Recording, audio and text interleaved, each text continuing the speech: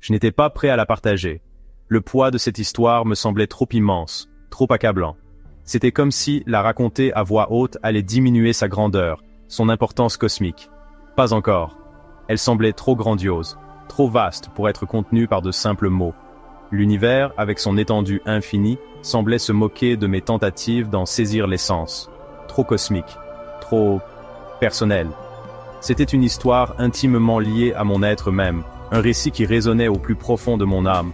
Mais maintenant, je sais que je dois la partager avec vous, afin que vous puissiez, vous aussi, comprendre la danse cosmique de la création. C'est une danse qui est exécutée depuis la nuit des temps, une danse qui continue à ce jour. Ce n'est pas juste un vieux conte poussiéreux du passé, c'est une histoire vivante, vibrante, qui palpite de vie, une histoire transmise de génération en génération, chaque récit ajoutant de nouvelles couches de sens et de profondeur. C'est une histoire vivante, vibrante, qui résonne encore dans la trame même de notre être. C'est une histoire qui parle au cœur de ce que nous sommes, une histoire qui nous rappelle notre place dans la grande tapisserie de l'existence. Voici l'histoire de la création hindoue. Une histoire qui commence par le son primordial, le sacré Om, un son qui résonne à travers le cosmos, préparant le terrain pour le jeu divin qui est sur le point de se dérouler. Pendant des années, j'ai hésité à en parler. L'énormité du récit, le poids de sa signification, me rendait hésitant. Comment pourrais-je rendre justice à une histoire aussi profonde? Comment expliquer l'inexplicable? Comment transmettre les mystères de l'univers, les secrets de la création, d'une manière qui capture leur véritable essence?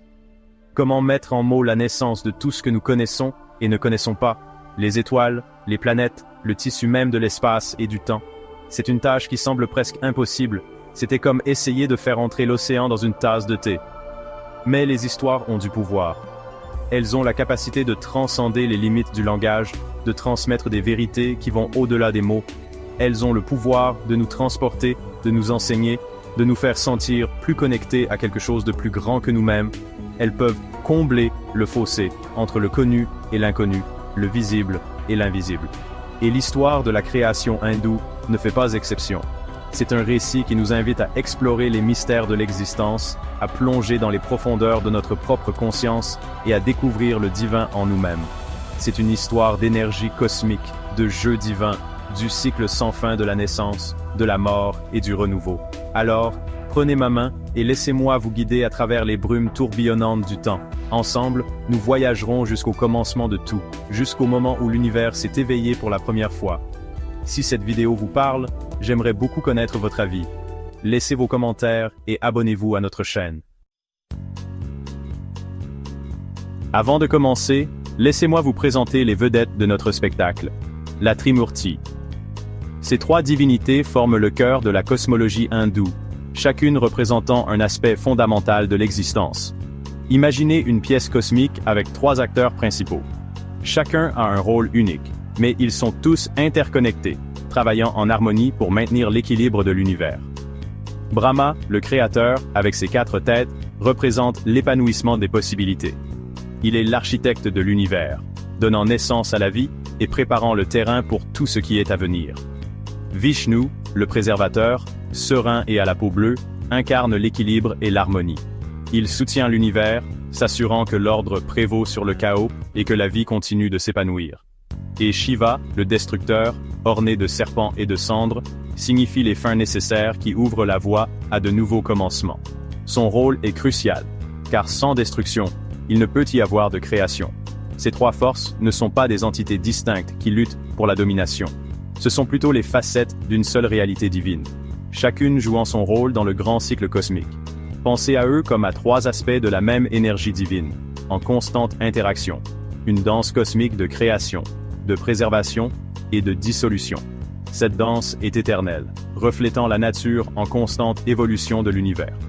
Maintenant, fermez les yeux et imaginez une époque avant que le temps n'existe. Un moment si primordial que même le concept de temps n'était pas encore né.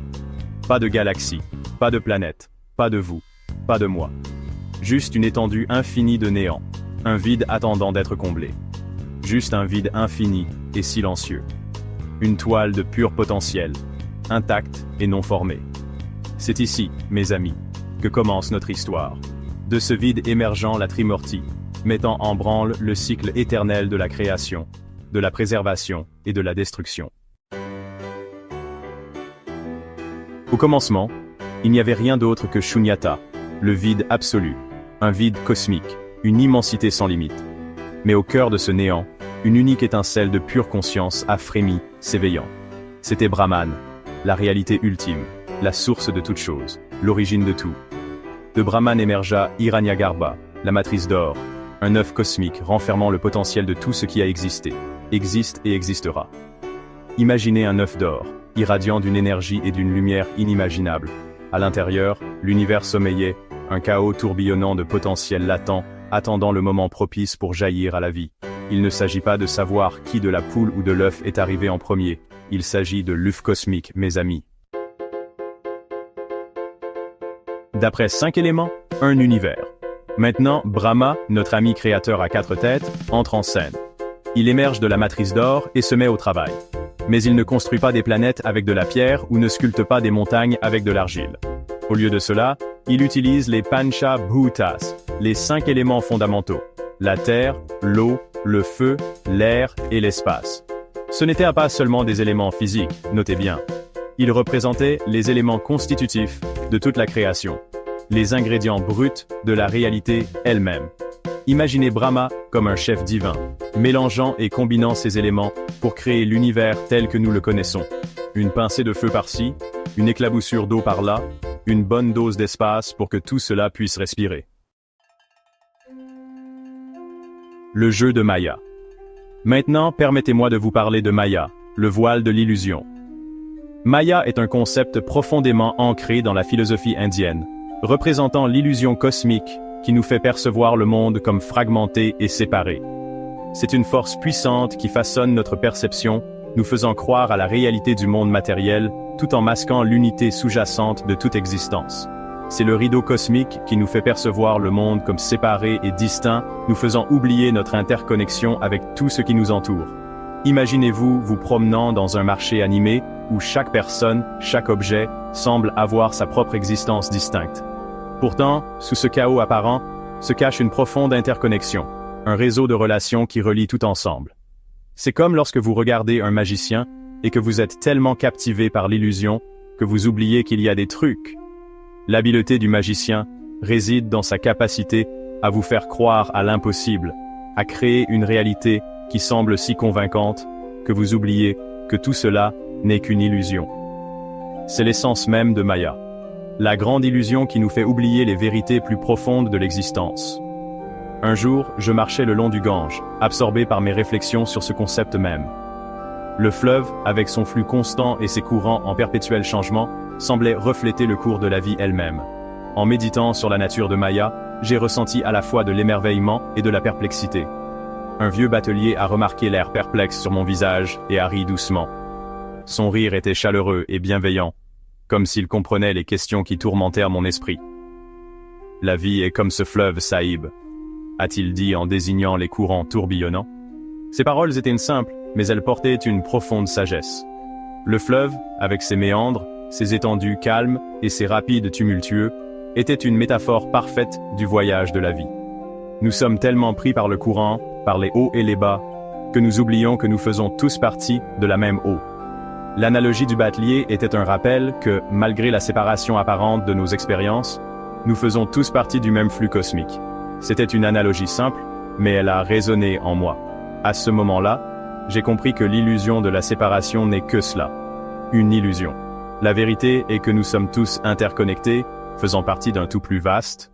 Nous oublions souvent que nous sommes tous connectés, participant à la même danse cosmique, tout comme le batelier, le fleuve, et moi étions tous connectés à cet instant.